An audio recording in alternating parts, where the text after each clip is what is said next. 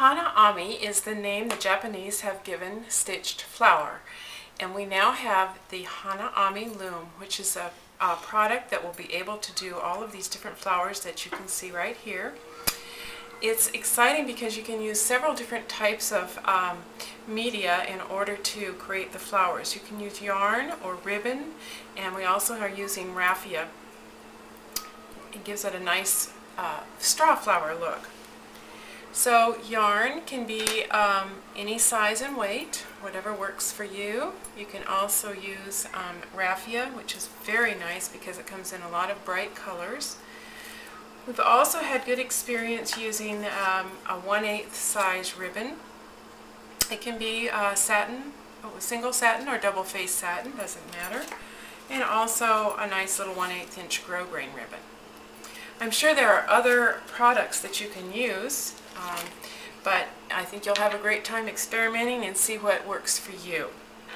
The next thing that I want to do is show you exactly what the loom consists of, so we're going to do that right now.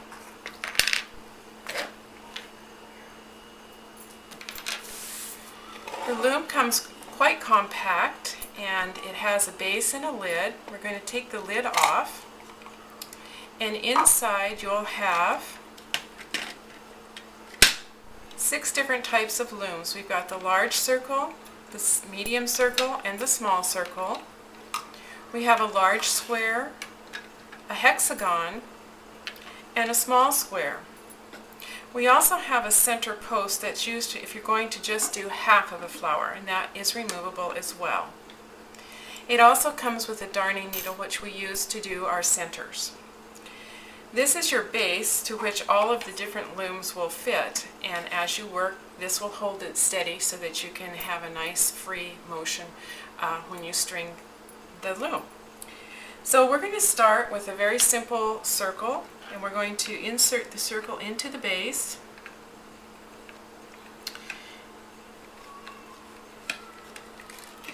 I'm just going to remove these so we can see directly what we're doing.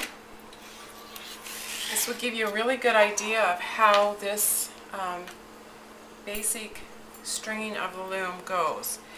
If you'll notice, on the outside edge of the base there are 4 rectangular holes. They're all 4 sides. What we do there is feed our thread down through the rectangular hole, and there is also a notch that's fit right in here. What we're going to do is do a simple overhand tie, and we're going to just cinch our thread, our yarn, right up into that notch. And what that will do is hold our yarn taut so that as we're stringing the loom, it won't come apart.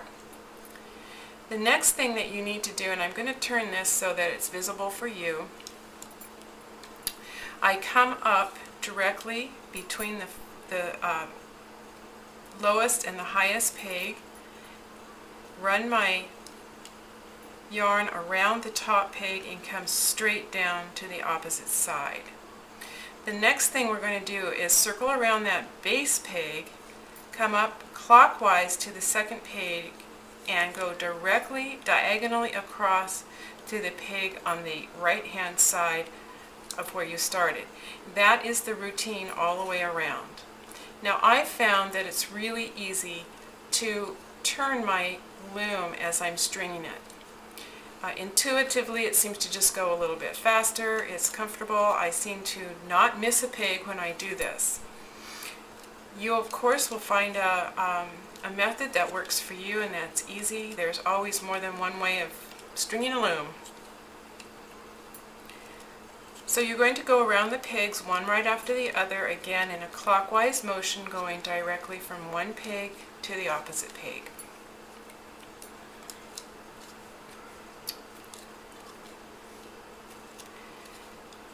Once you've completed going all the way around the pegs, here's our last peg, we're going to bring our thread down to the opposite side of the first peg from where we had our starting tail. The next step is to just loosen up this first tie off, and then take both ends. We're going to cut the last end the same size as the first, approximately. And we're going to tie this off in a very simple tie that you might do to tie your shoes. This is going to hold both ends, but it also is very easy to release when it's time to take the flower off. That's it for stringing the loom. Now the next thing we want to do is we want to darn all of the flower together so it doesn't fall apart. And what you'll do for that, and I'm going to show you a very simple method, you will take contrasting yarn if you like, thread your darning needle, pull off plenty of yarn to be able to go around your center continuously. And what we're going to do is come up through the center, and you kind of have to just eyeball it, doesn't have to be exact. And from back to front, you're pulling your thread through. You want to hold the tail end as you get started here so that it doesn't come all the way through. I consider a petal to be that which is wrapped around a peg, so I'm going down through the center of a petal from the front to the back and just cinching up on that. Again, I'm going to find my center, bring my darning needle up through the center, go down through the middle of a petal. And again, I'm going to say it, the middle of the petal is the middle of a loop that is around a peg. Once you repeat going through the center several times, because we're going to do this through every single petal around the loom, you'll start to get a really nice, clear, make no mistake about it, center. And then you won't have to hunt for it like I'm doing right now. Pulling up, here's the petal, we're going down through the petal to the back. Pull that, and come up again through the center.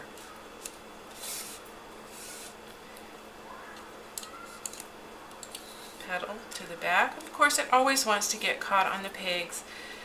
Just be patient with it. Pull it off the pegs as you go. This is probably the most time-consuming piece of making these flowers, and once you get the rhythm of doing this, it's really not time-consuming at all. And it really is what makes your flower look finished in the center. So it's a very thankful thing to do.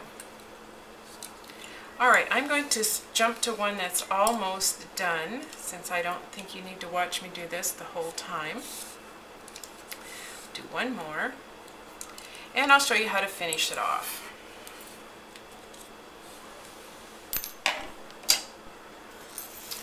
Okay, on this one we have one more petal to go through, so I'm coming up from the back.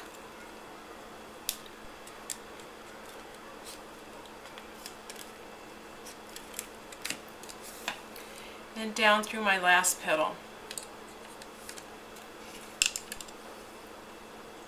And there you go. And hopefully you can see how nice a finish this looks.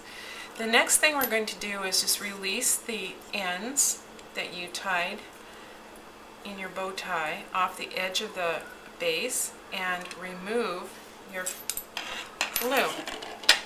Now, most of the things that are done with yarn are done for garments, scarves, belts, headbands, handbags, a lot of different things. And sometimes most of the time you want the back to look as nice as the front. So in this case, I'm going to take that first end and make sure I lock it in with the end that I've been darning with, and run the tail through the back. So in terms of knitting speak or crochet, we're going to weave the ends in.